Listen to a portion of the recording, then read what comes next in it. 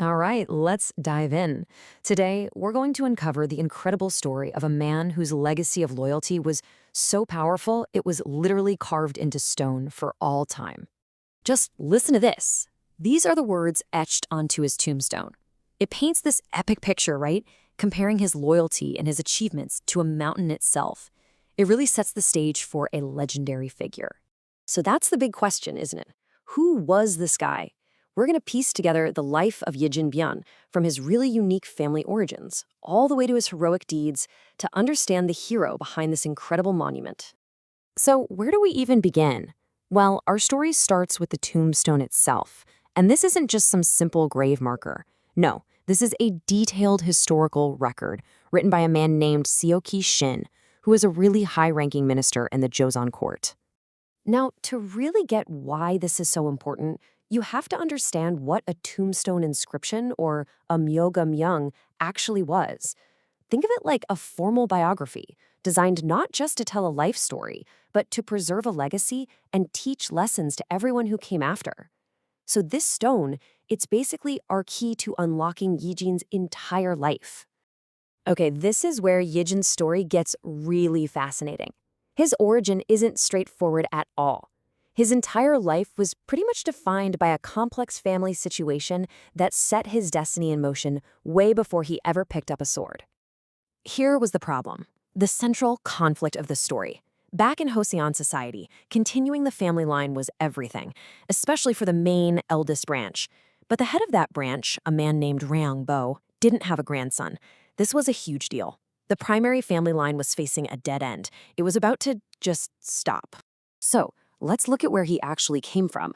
This is his birth lineage, the Gapson branch. Now, pay close attention here. His grandfather, Ryangjwa, was the second son of the family patriarch, Wi. That little detail is the key. It meant Yijin was technically born into a secondary, younger family line. And here is the brilliant solution to their problem. Yijin gets adopted into the main family line, the Cheomji branch. Suddenly, his adoptive grandfather is Ryangbo, who was his great-uncle and the head of that elder branch. And just like that, this single act of adoption makes Yijin the official heir. So you see what happened here, right? Yijin becomes this incredible bridge between two family lines. He was born to the younger branch, but he was chosen to carry the torch for the elder branch.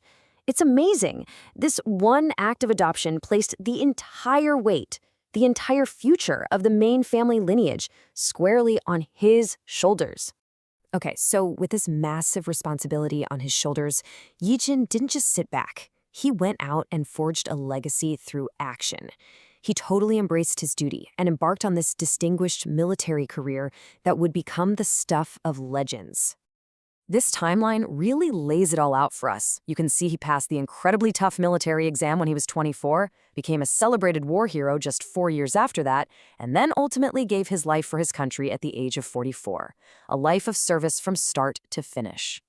But his real turning point, his big moment, came during the Yigwal Rebellion.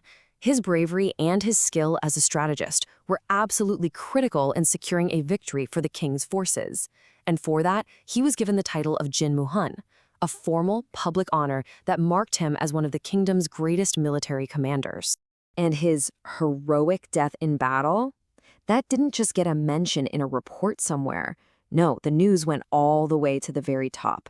His ultimate sacrifice got the personal attention of King Injo, the 16th king of the Joseon dynasty. Okay, to really understand how big of a deal this next part is, we need to talk about something called a chije. This was not just a letter of condolence, it was a formal royal tribute ordered by the king himself. It was one of the absolute highest honors a subject could receive, even after death. And think about this for a second. King Injo didn't just issue a decree from his palace. He sent a royal envoy to personally travel and conduct the memorial service. I mean, what a profound public gesture of respect and gratitude from the throne itself. And it wasn't just about the ceremony either. The king made sure that Yijin's family would be taken care of. He issued official orders exempting his descendants from taxes and forced labor, and even commanded that they be provided with clothing and shoes by the state. He made sure the family of his fallen hero would be secure. All right, so let's bring it all home. We've talked about his unique adoption, his life of service, his ultimate sacrifice. So what did it all lead to? What was the result? Well, it was a legacy that completely and perfectly fulfilled his destiny. And it all comes down to this one number, 5. Because despite a life spent on the battlefield, Yijin raised 5 sons. He didn't just save the main family line he was adopted into, he made it flourish. He ensured that the unbroken chain he was tasked to protect would continue for generations to come. Mission accomplished, and then some. You know, the story of Yijin Byun leaves us with a really interesting question.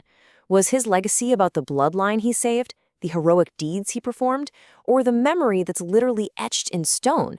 For him, it seems like it was a fusion of all three. It really makes you think about what it truly means to leave your mark on the world.